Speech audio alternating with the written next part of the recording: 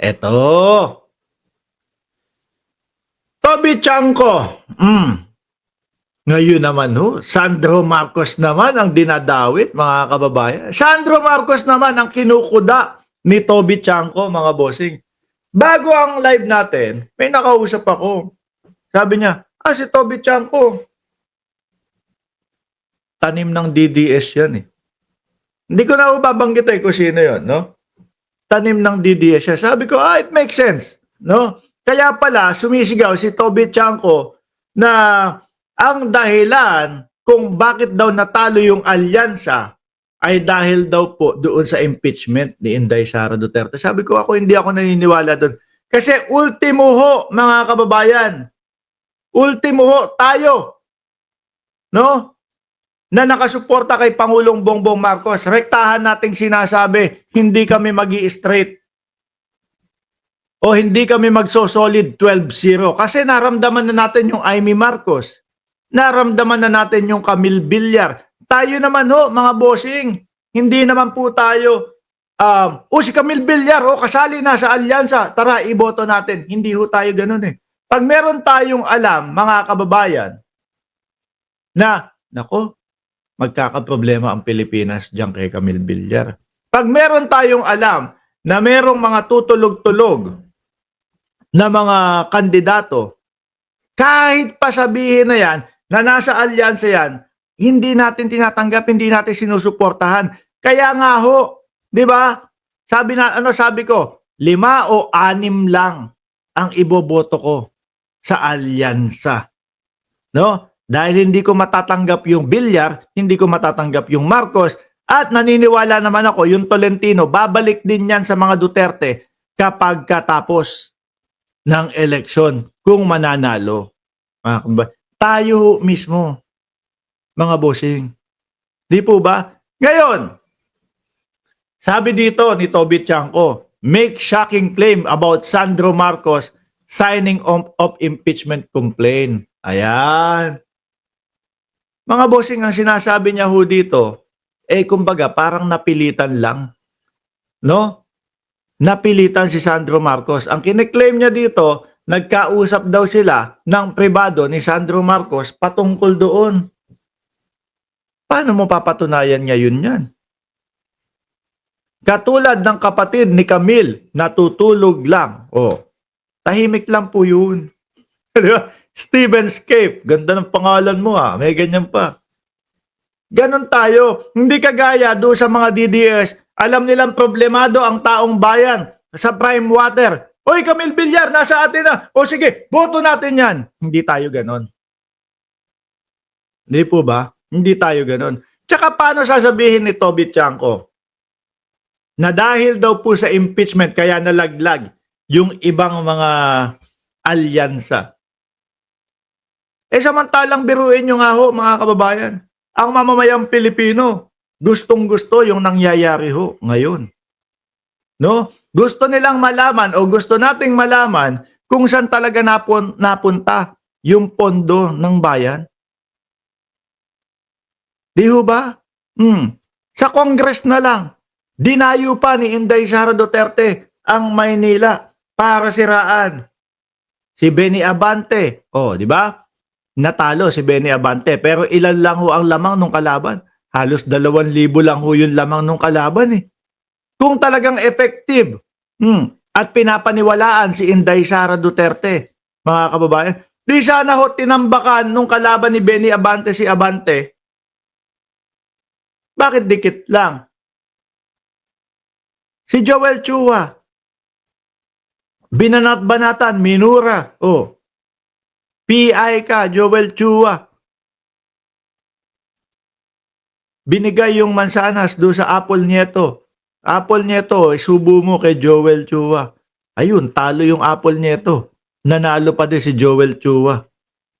86, 87%, mga boss chief amo sir, ng mga pumirma o lumagda sa Kongreso, no? Para sa impeachment ni Inday Sara Duterte, panalo lahat. Di po ba? Panalo lahat, mga kababayan. paano ngayon sasabihin ni Tobit Tiangco na dahil sa impeachment? Siguro, ang iniisip niya, sabihin ko, iurong na yung impeachment, ganito, bla bla bla. Kung yung alyansa hindi na ipanalo tapos gustong maging speaker, no. Kaya lang wala naman pong sumusuporta sa kanya para maging speaker siya. Tanim ito, mga boss, na kapag ka siya ang pumalit kay Martin Romualdez, kaya lang hindi pwede. Imposibleng mangyari ho. Imposibleng mangyari. Bakit to, mga kababayan? Halos 240 ng mga congressman nakasuporta po kay Martin Romualdez. Di ba? Nakasuporta po kay Martin Romualdez. Kay Toby Tiangco, alaws. Ay, hindi. May isa pang gusto si Inday Sara Duterte, di ba? Si Pulong daw. Si Pulong daw ay maging House Speaker. Mamaya pag-uusapan din ho natin yan. Ngayon, pati si Sandro Marcos, napilitan lang yan si Sandro Marcos na pumirma sa impeachment. Bigyan mo kami ng ebidensya doon sa mga sinasabi mo. Yung tipo bang, nirecord ko yung pag-uusap namin. Pero kapag kaho, yung mga ganyan lang, na ebas-ebas lang, sabi-sabi, style Maharlika lang ho yan. Mga kababayan, di ba Sir Archie Beroya? Style Maharlika lang yan, mga bossing. Yung sasabihin, ibubuka ang bibig. Tapos, hanapan mo ng ebidensya. Hindi, private kaming nag-usap Biruin nyo, mga boss, Sandro Marcos, tatay niya yung pinagbantaan na ipapapatay. No? Tsuhin niya si Martin Romualdez na ipapapatay. Nanay niya, si Lisa Marcos na ipapapatay. Tapos sasabihin ni Toby Tiangco, napilitan lang si Sandro. Ako ho, baka ako, kung meron pang mas mauuna sa number 1, baka ako po yun. Di ba? Kalafini TV? Mauna pa ako, tatay ko, nanay ko, tapos tsuhin ko, gusto mo ipapatay.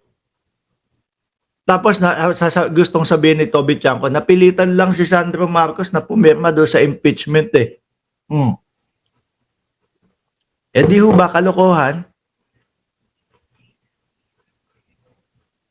Kalokohan ho, mga kababayan. Yan mismong tatay niya na.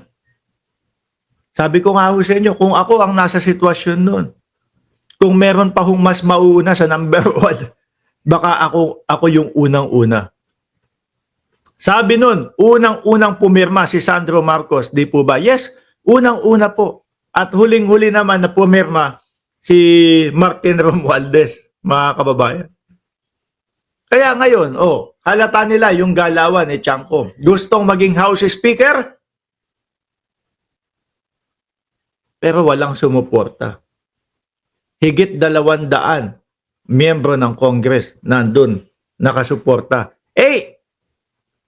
Si Congressman Romualdez, mga kababayan, ayan, ilang taon na nilang nakasama at ilang taon na. At eto mga bossing, bilang House Speaker, nakikita natin doon sa taong bayan na gusto nila yung pamumuno ni House Speaker Martin Romualdez.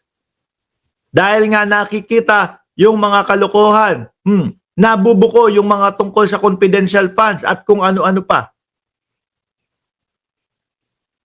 Di ba? Nakikita, pinaglululoko pala tayo nitong mga to.